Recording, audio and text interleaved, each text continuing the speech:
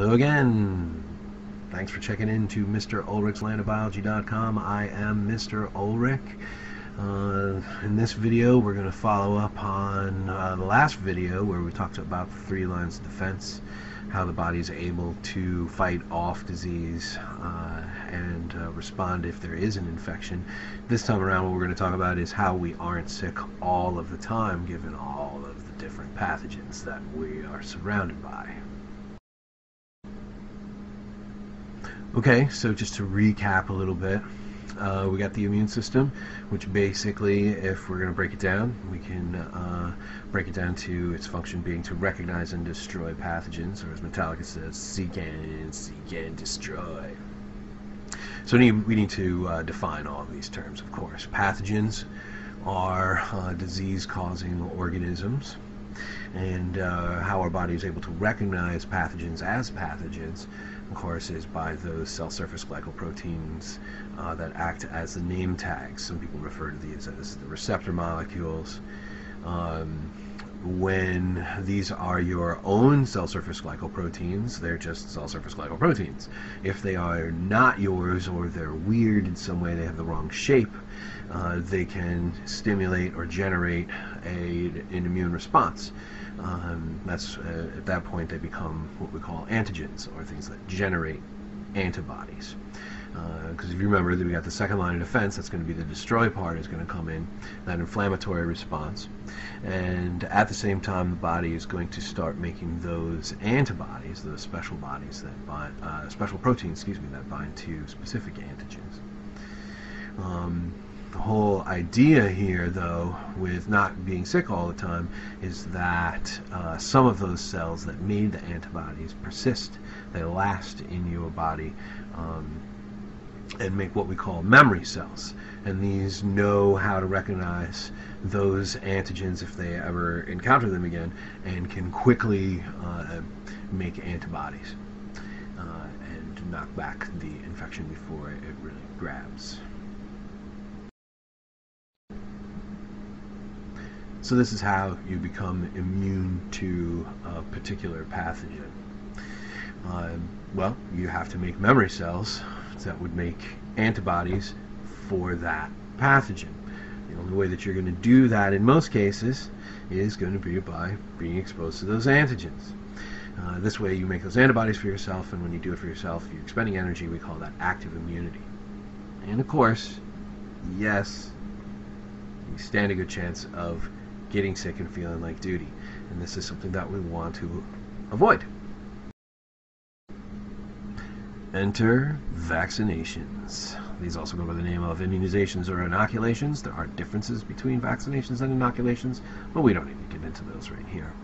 The whole idea of a vaccination is to present the body with antigens and skip the whole getting sick part. We want to go past that second line of defense, skip the inflammatory response, so that we don't feel like doo-doo. We can do this a few ways: by using weakened or dead pathogens so that they won't infect cells. Sometimes we can use similar cells that have similar antigens but don't infect the cells the same way. The whole idea, though, is to present those antigens in any form without infecting cells and causing cellular damage, because that's what's going to cause that inflammatory response. Still, the third line of defense will come in, and the antibodies will be made, and thereby the memory cells will be produced, and then we have immunity. The cool thing that this means, of course, is that in your blood you have a library of all of the different antigens that you have ever been exposed to some degree. I mean, some of them wear out after a while, but generally speaking, you can see which diseases a person has had, like I said, to some degree, by looking at which antibodies are still in their bloodstream.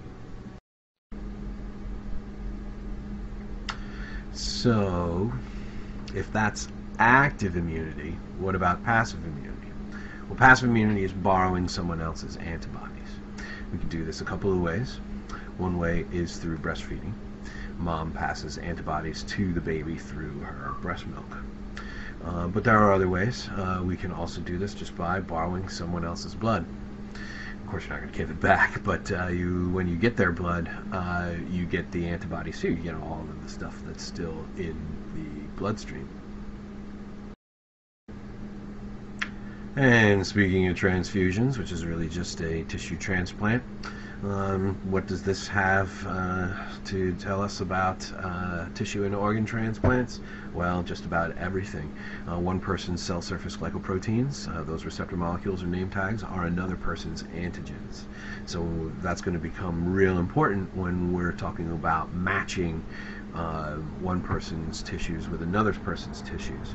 It's really a matter of matching those name tags. Blood typing is just one, and there are actually several different types of blood types, but is one way that we can match name tags. There are other ones, the major histocompatibility complexes and all kinds of stuff like that. So, but we should spend a couple moments here to talk about blood typing. Okay, ABO blood typing.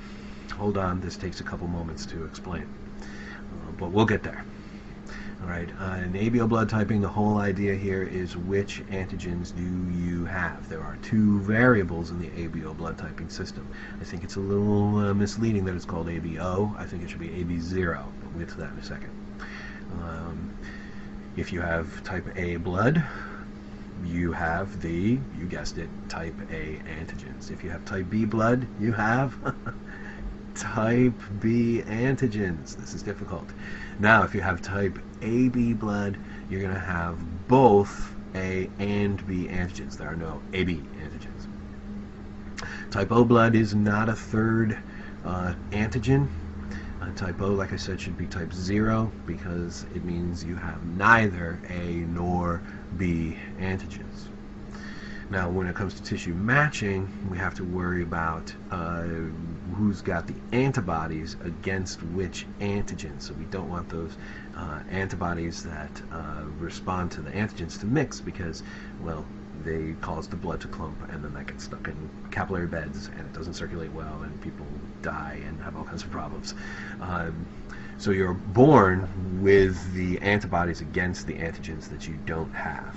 And what that means is type A blood type people are going to have naturally type anti-B antibodies. And likewise, type B blood individuals are going to have those anti-A antibodies. Now, type AB blood people are going to have neither A nor anti-B antibodies. They couldn't have either because they would be responding to their own blood, and that would be a problem.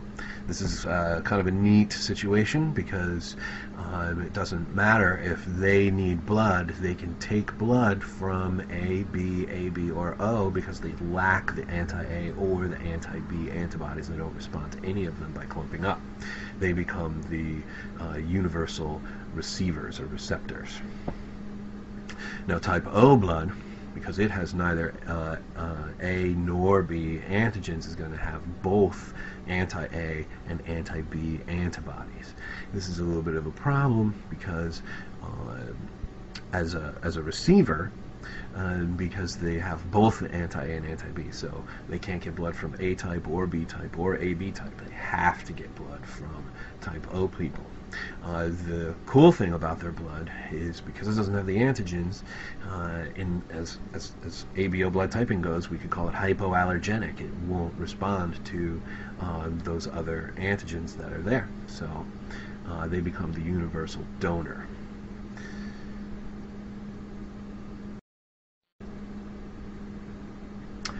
At this point, probably a good idea to draw some pictures of blood cells in your notes, probably right next to the explanations there that you have of which antigens and antibodies they have. Most people will draw that round circle with a little lollipop sticking off the side. If it's type A, they're going to have little A's in the lollipop. If it's B, they're going to have little B's in the lollipop. If you have AB blood, it's going to be all A's and B lollipops. And if it's type O, it'll just be sticks. No lollipop ends at all. At some point we'll get some pictures put up here. Maybe a student will submit them to me by email for extra credit.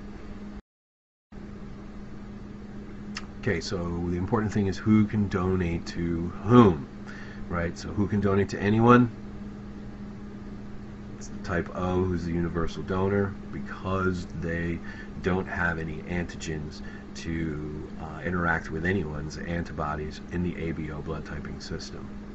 The universal recipient is going to be the type AB blood people because they have neither anti-A nor anti-B antibodies, so they can get it from just about anyone.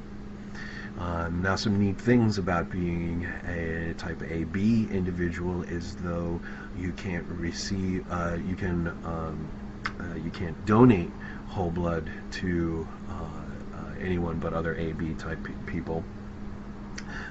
Because the plasma doesn't have any antibodies and the ABO doesn't have either anti-A or anti-B, you can donate plasma to anyone. And so that becomes quite a valuable commodity and useful commodity.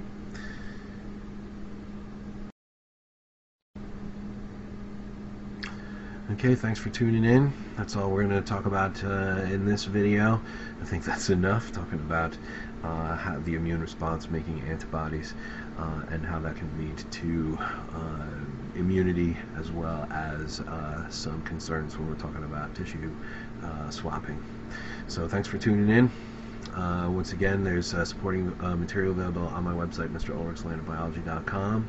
You can always email me at this email here. And as usual, these videos are work in progress. I would love to get some student work to put up on the website and give some extra credit. So thanks again for tuning in.